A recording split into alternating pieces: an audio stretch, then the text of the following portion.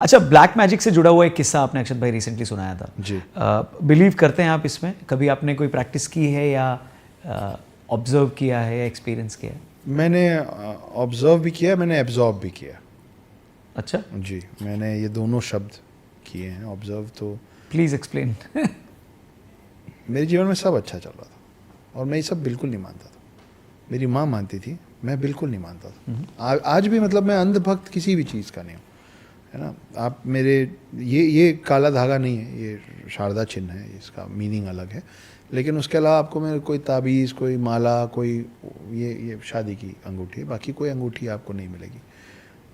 तो मैं नहीं मानता था। फिर अचानक से सब अच्छा चलते चलते 2013 एंड से बिगड़ना चालू हुआ और 2016 आते आते मेरा सब बर्बाद हो गया। 5 रेस्टोरेंट बंद हो गए, 700 के लगभग का स्टाफ था, सब खत्म हो गया।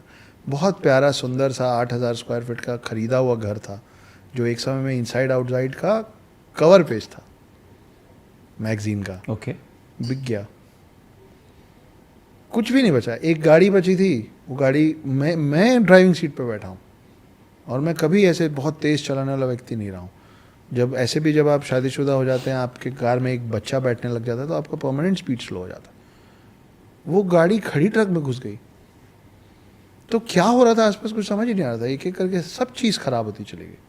तो मेरा छोटा भाई है, वो कमर्शियल पायलट थे उस समय फिलीपींस में। उनको जब ये सब पता चला, मैं रियल यंगर ब्रदर, हम 2 भाई हैं। ओके, 4 साल छोटा है वो।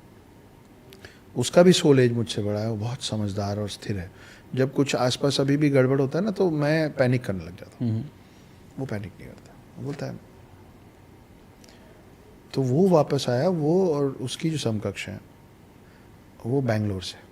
तो बैंगलोर के आसपास में एक शिवमोगा करके एक गाँव है। तो ये दोनों जन आए, बोले भैया हम ना आपको लेके शिवमोगा जाना चाहते हैं, वहाँ एक बाबा है।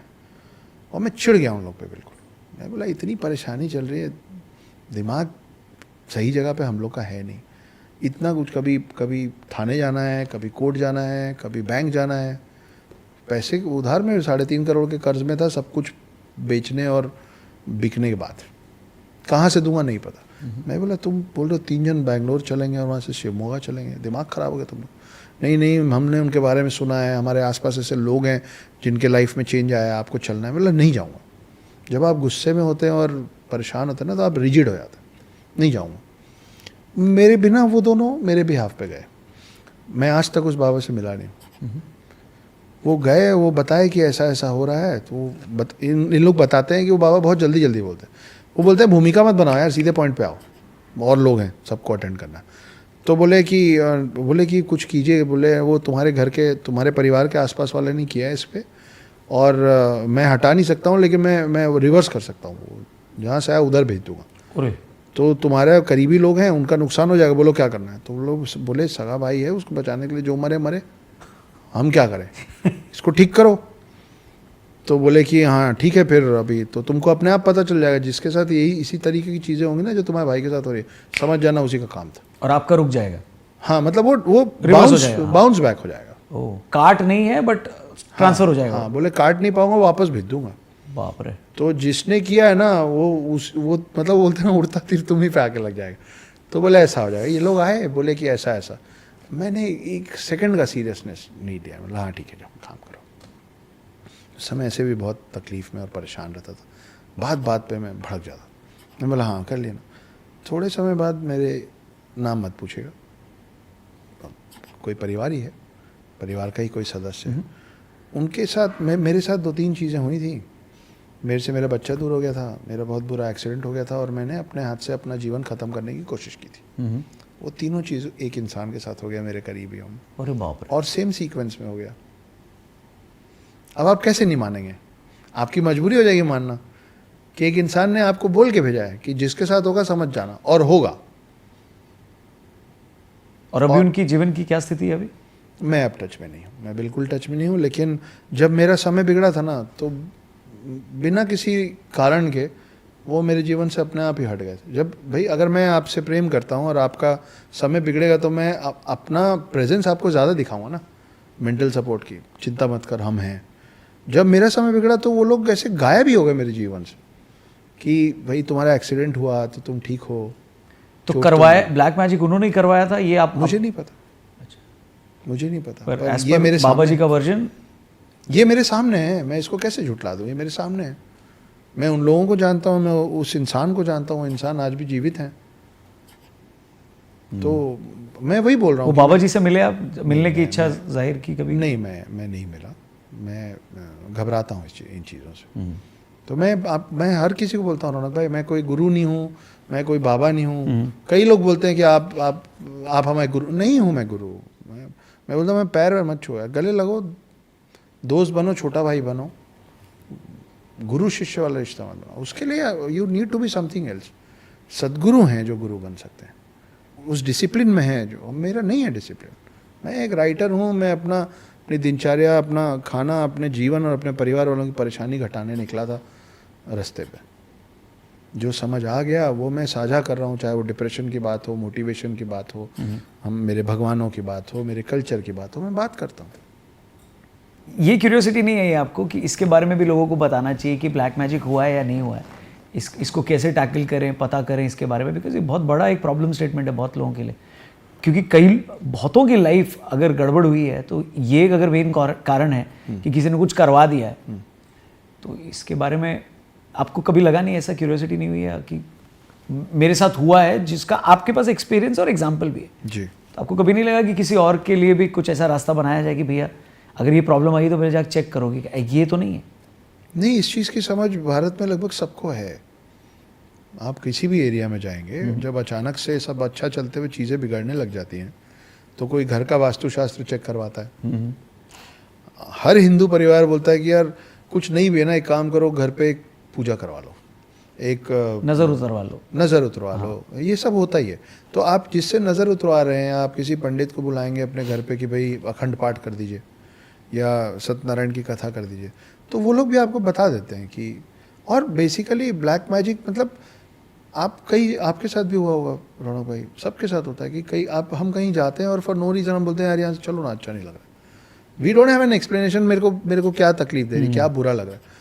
लेकिन वो it can be a restaurant, it can be somebody's home, it can be a hotel room, it can be anything. और आप सडनली बोलते हैं कि नहीं मेरे को नॉट फीलिंग गुड, मेरे को अच्छा, मेरे को वो वाइब ही तो है, करेक्ट, वो एनर्जी है which is not shooting you and you just want just run away from that.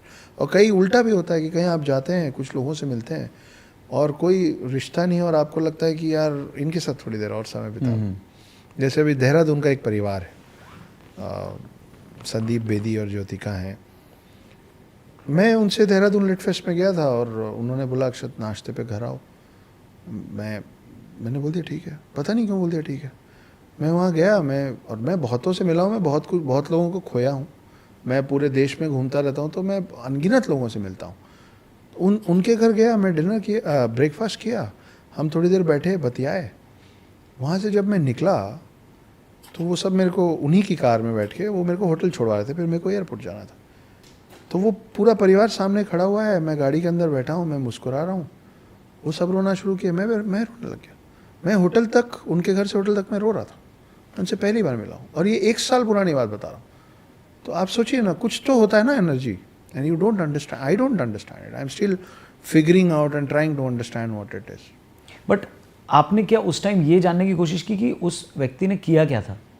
ये कभी जानने की कोशिश नहीं की? देखिए, काला जादू होता है, इसमें कोई दो राय नहीं है। हाँ, और काला जादू, लेकिन जिस तरीके से बोला जाता है ना, इस पे हो गया उस पे हो गया, इतना आसान भी नहीं है काला जादू करना, है ना, कि नहीं तो फिर हर कोई हर किसी पे काला जादू कर लेगा। वो बहुत उसकी जो विद्या है वो अर्जित करना बहुत कठिन है। जिन लोगों ने अर्जित की हुई है वो सारे बुरे लोग नहीं हैं। जैसे एक लड़का है परक ओम भट्ट, उसने भी अभी एक किताब लिखी, गुजराती है, वो तांत्रिक है। वो अगर आप उसको बोलेंगे वो आएगा, और इसलिए नहीं आएगा कि अरे मैं तो अक्षत गुप्ता हूँ और आप तो रौनक हैं। वो आएगा कि यार किसी ने मदद मांगी है, वो आएगा, वो आपके घर आएगा, वो बताएगा आपको कि एनर्जी, वो कई बार ऐसे बोल देता है कि नहीं सब ठीक है, आपका वहम है, कुछ नहीं है।